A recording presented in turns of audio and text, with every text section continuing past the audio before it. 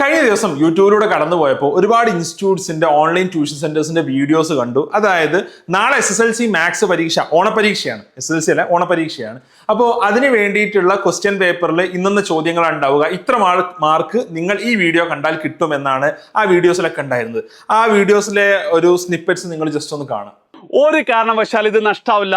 And ഈ ചോദ്യങ്ങൾ വന്നിട്ടില്ലെങ്കിൽ പകുതി മീശ ഞാൻ മേടിക്കും. ഇന്ന് നിങ്ങൾ ഈ ലൈവിൽ ഇരുന്ന് പഠിച്ചാൽ, ഞാൻ പറയുന്ന ക്വസ്റ്റ്യൻസ് നിങ്ങൾ പ്രാക്ടീസ് ചെയ്താൽ, നാളെ ക്വസ്റ്റ്യൻ പേപ്പർ കിട്ടുമ്പോൾ നിങ്ങൾ അന്തം വിട്ടു പോകും. ഉറപ്പായിട്ടും അതേ ചോദ്യങ്ങൾ വരുമെന്ന് ഞങ്ങൾ പറയുന്നില്ല, പക്ഷേ ആ നമ്പറൊക്കെ മാറിക്കൊണ്ട് അതേ കോൺസെപ്റ്റിൽ നിന്നും വൃത്തിയിൽ നിങ്ങൾക്ക് എഴുതാൻ പറ്റുന്ന രീതിയിലുള്ള ചോദ്യങ്ങളെല്ലാം തന്നെ വന്നിരിക്കും. അതെ, അപ്പൊ എല്ലാവരും ഈ വീഡിയോസ് ചെയ്തിട്ടുണ്ട്. അതിലെല്ലാവരും പറയുന്ന കാര്യം എന്താണെന്ന് വെച്ചാൽ ഇന്നത്തെ കാര്യങ്ങളാണ് ക്വസ്റ്റ്യൻസ് ആയി വരിക എന്നുള്ളത്. അപ്പോ ഇത് ആക്ച്വലി എങ്ങനെയാണ് സാധിക്കുന്നത്? ഇത് ആക്ച്വലി വളരെ സിമ്പിളാണ്. കാരണം കഴിഞ്ഞ വർഷത്തെ PYQs എടുത്ത് നോക്കിയാൽ മതി, അതിൽ നിന്നൊരു പാറ്റേൺ ഐഡന്റിഫൈ ചെയ്യാൻ പറ്റും.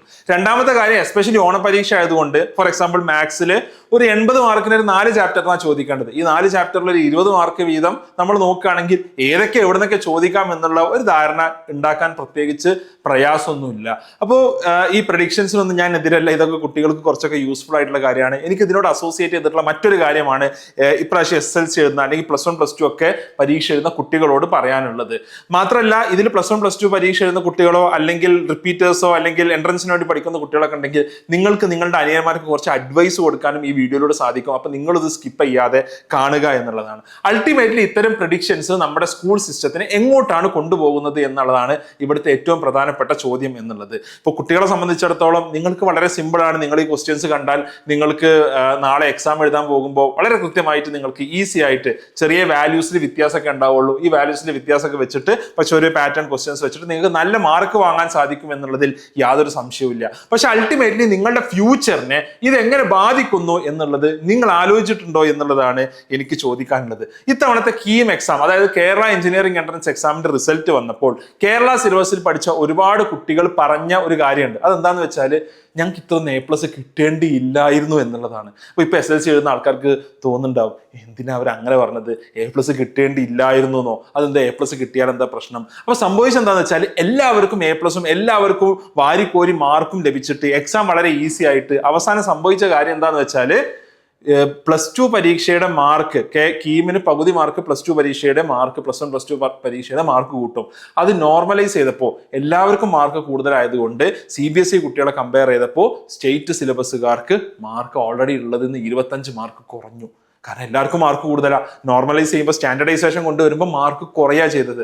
അതായത് ടോപ്പ് 100 റാങ്കിൽ 1 or 2 കേരള സിലബസ് പഠിച്ച കുട്ടികൾ മാത്രമുള്ളത്. ഈവൻ കേരള എൻട്രൻസിന് ഫുൾ മാർക്ക് വാങ്ങിയിട്ടും, കാരണം +2ന് ഒരുപാട് ആളുകൾക്ക് ഫുൾ മാർക്ക് അല്ലെങ്കിൽ ക്ലോസ് ടു ഫുൾ മാർക്ക് കിട്ടി എന്നുള്ളതാണ് ഇതിന് കാരണം. അപ്പോൾ നമ്മുടെ A+കൾ ബ്ലോട്ടഡ് അപ്പ് ആകുമ്പോൾ അത് നിങ്ങളുടെ ഫ്യൂച്ചറിനെയാണ് ബാധിക്കുന്നത് എന്നുള്ള കൃത്യമായിട്ടുള്ള ചിന്ത കുട്ടികളെ നിങ്ങളെ സംബന്ധിച്ചിടത്തോളം വേണം. കാരണം ഈ ചിന്ത ഇല്ലാതെ നമ്മൾ മുന്നോട്ട് പോയി കഴിഞ്ഞാൽ നാളെ നമ്മൾ പല ട്രാപ്പിലും വീണ് പോകാൻ സാധ്യതയുണ്ട്. ഇപ്പൊ ഈ എക്സാംസ് എല്ലാം പ്രെഡിക്റ്റബിൾ ആണ്. നാളെ എന്ത് ക്വസ്റ്റ്യൻസ് വരും, ഇനി ഇംഗ്ലീഷ് ആവട്ടെ, മാത്സ് ആവട്ടെ, ഹിന്ദി ആവട്ടെ, മലയാളം ആവട്ടെ, സോഷ്യൽ സയൻസ് ആവട്ടെ, എന്തോ ആവട്ടെ, ഈ എക്സാംസ് ഒക്കെ പ്രെഡിക്റ്റബിൾ ആകുമ്പോൾ സംഭവിക്കുന്ന കാര്യം എന്താണെന്ന് വെച്ചാൽ, ഒന്ന് നിങ്ങളെ ഡിസ്റ്റിങ്ക്യൂഷ് ചെയ്യാൻ കഴിയില്ല. കാരണം എല്ലാവർക്കും A+ ആണ്. നന്നായി പഠിച്ച ഒരാളും തലേ ദിവസം ഈ ലൈവ് മാത്രം കണ്ട് അല്ലെങ്കിൽ ഈ പ്രെഡിക്റ്റഡ് ക്വസ്റ്റ്യൻസ് മാത്രം കണ്ട് അത്യാവശ്യം മാർക്ക് വാങ്ങിയ ഒരാളും തമ്മിൽ പ്രത്യേകിച്ച് ഒരു ഡിഫറൻഷിയേഷൻ ഇല്ല. എസ്പെഷ്യലി 90 കിട്ടിയവന് A+ ആണ്, 100 കിട്ടിയവന് A+ ആണ്. ആ 10 മാർക്കിന്റെ ഡിഫറൻസ് പോലും എവിടെയും അക്കൗണ്ട് ചെയ്യപ്പെടുന്നില്ല എന്നുള്ളതാണ് യാഥാർത്ഥ്യം. ഇത് ഫ്യൂച്ചറിൽ വലിയ പ്രശ്നങ്ങൾ ഉണ്ടാക്കും. കാരണം ഒന്ന്, ഈ +1 +2 അഡ്മിഷന്റെ സമയത്ത് ഉണ്ടാവും. പിന്നെ നിങ്ങൾ ഒരാൾ ഇവാലുവേറ്റ് ചെയ്യുന്ന സമയത്ത് A+ എന്നുള്ളതിന് പ്രത്യേകിച്ച് വില ഇല്ലാതെ മാറും. കാരണം അവർ പറയുന്നത് എല്ലാവർക്കും A+ ആണ് എന്നുള്ളത്. രണ്ടാമത്തെ വലിയ പ്രശ്നം എന്താണെന്ന് വെച്ചാൽ, അത് ഒരു പ്രശ്നം, ഒരു പെർസെപ്ഷൻ പ്രോബ്ലം, അല്ലെങ്കിൽ ആളുകളെ ജഡ്ജ് ചെയ്യുന്നിടത്ത്, അതേപോലെ തന്നെ ആളുകളെ ഒന്ന് ഐഡന്റിഫൈ ചെയ്യേണ്ടിടത്ത് ഒരു പ്രോബ്ലം ക്രിയേറ്റ് ചെയ്യും. മേ ബി ജോബ് മാർക്കറ്റിലും മറ്റും, അല്ലെങ്കിൽ ഒരു അക്കാഡമിക് ഒരു കോഴ്സിന് ചേരുമ്പോൾ എന്നുള്ളതാണ്. രണ്ടാമത്തെ പ്രശ്നം എന്നുള്ളത് നമ്മുടെ എഡ്യൂക്കേഷൻ സിസ്റ്റത്തിലെ വലിയൊരു വലിയൊരു കുഴിയിലാണ് നമ്മൾ കുട്ടികളത് കൊണ്ടുപോയി ചാടിക്കുന്നത് എന്നുള്ളതാണ്. അതായത് കൃത്യമായ സബ്ജക്ട് നോളജ് ഡെപ്ത് ഇല്ലാത്ത നമ്മുടെ കുട്ടികളെ ഇത് കൊണ്ടുപോയി അത്തരത്തിലുള്ള രീതിയിലോട്ട് കൊണ്ടുപോയി ആക്കുന്നു. അതായത് ഇപ്പൊ നിങ്ങളെ സംബന്ധിച്ചിടത്തോളം ഇതിന്റെ ഒരു ഫ്യൂച്ചറിനെ കുറിച്ച് നിങ്ങൾക്ക് മേ ബി IIT പോയി പഠിക്കണം എന്ന് ആഗ്രഹം ഉണ്ടാവും, അല്ലെങ്കിൽ നല്ലൊരു മെഡിക്കൽ കോളേജിൽ പോയി പഠിക്കണം എന്ന് ആഗ്രഹം ഉണ്ടാവും, നല്ലൊരു സെൻട്രൽ യൂണിവേഴ്സിറ്റി പോയിട്ട് നിങ്ങൾക്ക് PG ചെയ്യണം എന്ന് ആഗ്രഹം ഉണ്ടാവും, അല്ലെങ്കിൽ UG ചെയ്യണം എന്ന് ആഗ്രഹം ഉണ്ടാവും.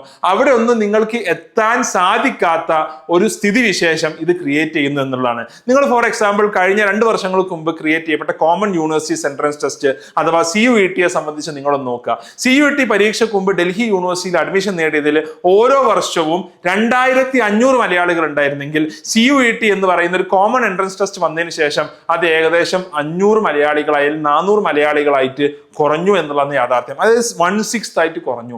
എന്താ അതിന് കാരണം എന്നുള്ളത്? കാരണം +2 മാർക്കിനെ ബേസ് ചെയ്ത് എല്ലാവർക്കും അഡ്മിഷൻ കിട്ടിയിരുന്നു. ഇപ്പോൾ എൻട്രൻസ് എക്സാം വന്നപ്പോൾ ആ എൻട്രൻസ് എക്സാമിൽ അതിന് വേണ്ട നോളജ് ലെവലിൽ പെർഫോം ചെയ്യാൻ മലയാളി സ്റ്റുഡൻസിന് ആവുന്നില്ല എന്നുള്ളതാണ് യാഥാർത്ഥ്യം. അപ്പൊ എന്റെ പ്രിയപ്പെട്ട SSLC സ്റ്റുഡൻസിനോട് പറയാനുള്ളത് നിങ്ങളെ ഡീമോട്ടിവേറ്റ് ചെയ്യാൻ വേണ്ടി പറയല്ല, പക്ഷേ ഇവിടെയുള്ള ട്രാപ്സിനെ കുറിച്ച് നിങ്ങൾ അറിഞ്ഞിരിക്കണം. ഈ ട്രാപ്സിനെ കുറിച്ച് അറിഞ്ഞിട്ടില്ല എന്നുണ്ടെങ്കിൽ എല്ലാവരും പോകുന്ന വഴികളിലൂടെ പോയി നാളെ ആ ട്രാപ്പിൽ നമ്മളും ചാടാനുള്ള സാധ്യത കൂടുതലാണ്. കാരണം നമുക്ക് ഈ കോമ്പറ്റേറ്റീവ് എക്സാംസിലൊന്നും കോമ്പീറ്റ് ചെയ്യാനുള്ള കഴിവുണ്ടാവില്ല. നമ്മളിങ്ങനെ പ്രീവിയസ് ഇയർ ക്വസ്റ്റ്യൻസ് ഒക്കെ നോക്കി, നമ്മുടെ സ്കൂൾ എക്സാംസിന്റെ പാറ്റേൺ ഒക്കെ നോക്കി, അതിനനുസരിച്ച് നമ്മളിങ്ങനെ കാര്യങ്ങൾ സെറ്റ് ചെയ്തിട്ട് അവസാനം വരെ ആക്ച്വൽ എക്സാം വരുമ്പോൾ, ഒരു JEE എക്സാം വരുമ്പോൾ, ഒരു നീറ്റ് എക്സാം വരുമ്പോൾ, ഒരു CUET എക്സാം വരുമ്പോൾ, അത്തരത്തിലുള്ള കോമ്പറ്റേറ്റീവ് എക്സാം വരുമ്പോൾ അവിടെ നമ്മൾ കോമ്പറ്റേറ്റീവായി മാറൂല. നല്ല സ്ഥാപനങ്ങളിൽ നമ്മൾ എത്തിപ്പെടാനുള്ള സാധ്യത കുറഞ്ഞു വരും. അപ്പൊ എനിക്ക് പറയാനുള്ളത് എക്സാം എളുപ്പമായിക്കോട്ടെ, പക്ഷെ നിങ്ങൾ നന്നായി പഠിക്കണം.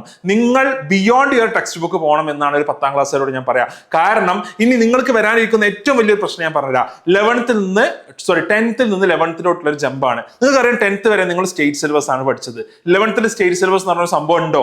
ഇല്ല.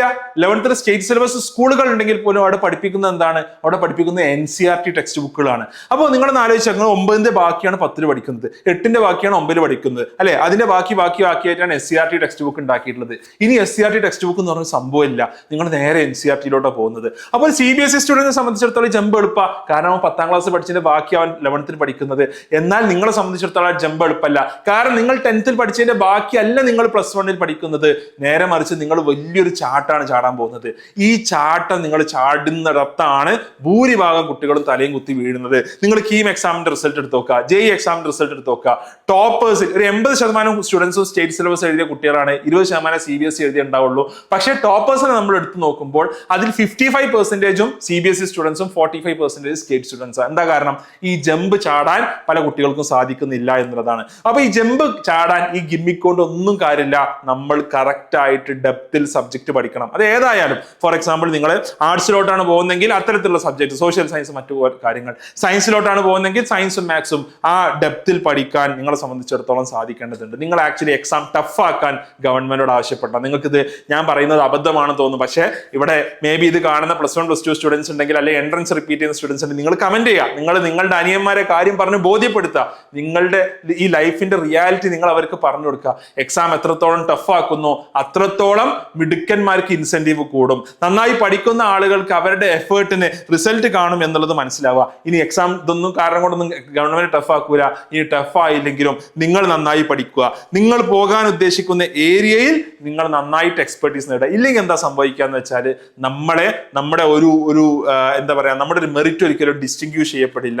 എന്ന് മാത്രമല്ല നമുക്ക് വർഷങ്ങൾ നമുക്ക് നഷ്ടം വരും. നമ്മൾ 10th നിന്ന് 11th ജമ്പ് ഭയങ്കര ബുദ്ധിമുട്ടായിരിക്കും. അപ്പൊ 11th ആകെ പോകും. 11th അല്ലെങ്കിൽ തന്നെ ലേറ്റ് ആയിട്ടാണ് തുടങ്ങുക. അതിൻ്റെ ഇടയിൽ ഇങ്ങനെ അലോട്ട്മെന്റ് കുറെ പ്രശ്നങ്ങളൊക്കെ ആയിട്ട് അത് അങ്ങനെ പോകും. പിന്നെ 12th എത്തുമ്പോഴേക്ക് നമുക്ക് കാര്യങ്ങളൊക്കെ നമ്മുടെ പിടുത്തം വിട്ട് പോയിട്ടുണ്ടാകും. കാരണം 10th പോലെയല്ല, 10th ഒരു 5 ഇരട്ടി കണ്ടന്റ് എങ്കിലും 11th പഠിക്കാനുണ്ട് എന്നുള്ളതാണ് യാഥാർത്ഥ്യം. അപ്പൊ അത്രയധികം കണ്ടന്റും പഠിക്കാനുണ്ട്. അവിടെയും +2 മാർക്ക് അല്ലെങ്കിൽ +1 മാർക്ക് നിങ്ങൾക്ക് അത്യാവശ്യം കിട്ടും. പക്ഷേ നിങ്ങൾ നല്ലൊരു സ്ഥലത്ത് എത്തിപ്പെടണം എന്നുള്ളതാണ് നിങ്ങളുടെ ആഗ്രഹമെങ്കിൽ, അവിടെ എത്തണം എന്നുണ്ടെങ്കിൽ നിങ്ങൾ കുറച്ചുകൂടി എഫേർട്ട് ഇടൽ നിർബന്ധമാണ് മക്കളെ എന്നുള്ളതാണ് എനിക്ക് വളരെ സ്നേഹപൂർവ്വം പറയാനുള്ളത്.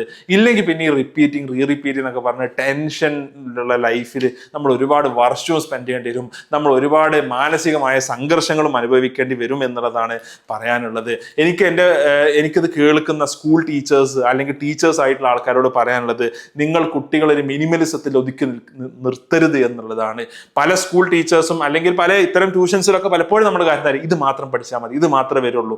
അത്തരം ഒരു മെസ്സേജിങ് ഒരു പക്ഷേ താഴെത്തട്ടിലുള്ള ഒരു കുട്ടിക്ക് നല്ലതായിരിക്കും. പക്ഷെ അത്യാവശ്യം പഠിക്കാൻ ഉദ്ദേശിക്കുന്ന ഒരു ആളെ സംബന്ധിച്ച് സംബന്ധിച്ചിടത്തോളം, എബോ ആവറേജ് ആയിട്ടുള്ള ഒരു കുട്ടിയെ സംബന്ധിച്ചിടത്തോളം ഒരിക്കലും അത് ഗുണം ചെയ്യില്ല എന്ന് മാത്രമല്ല, അവനെ താഴേക്ക് പിടിച്ച് വലിക്കാനേ ഇത് കാരണമാവുകയുള്ളൂ. അത് നമ്മുടെ കുട്ടികളെ ഡാമേജ് ചെയ്യും, നമ്മുടെ സിസ്റ്റത്തെ ഡാമേജ് ചെയ്യും, നമ്മുടെ ഫ്യൂച്ചറിനെ ഡാമേജ് ചെയ്യുന്ന കാര്യമാണ് എന്ന് മനസ്സിലാക്കുക. ചില ആളുകൾക്ക് അത് മതിയാകും, പക്ഷെ എല്ലാവർക്കും അത് മതിയാവില്ല എന്നുള്ള യാഥാർത്ഥ്യം നമ്മൾ മനസ്സിലാക്കേണ്ടതുണ്ട്. ഇതാണ് എനിക്ക് പാസ് ഓൺ ചെയ്യാനുള്ള മെസ്സേജ്.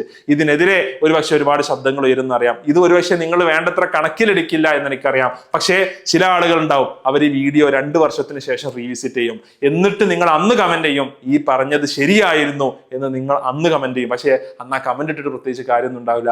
അതുകൊണ്ട് പ്രത്യേകിച്ച് നമുക്ക് റിസൾട്ട് ഒന്നും ഉണ്ടാക്കാൻ സാധിക്കില്ല.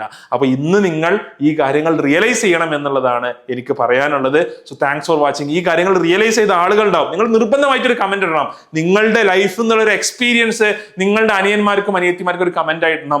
ഞാൻ പറയുന്നതിനേക്കാൾ നിങ്ങൾ ഒരാൾ പറയുന്നതായിരിക്കും അവരെ സംബന്ധിച്ചിടത്തോളം, ഒരു ലൈഫ് എക്സ്പീരിയൻസ് പറയുന്നതായിരിക്കും അവരെ സംബന്ധിച്ചിടത്തോളം വാല്യുബിൾ ആയിട്ട് വരിക. ഇതൊരു ട്രാപ്പാണ്, ഈ പ്രവചനങ്ങൾ ഒരു ട്രാപ്പാണ്, ഈ പ്രെഡിക്റ്റബിലിറ്റി ഒരു ട്രാപ്പാണ്.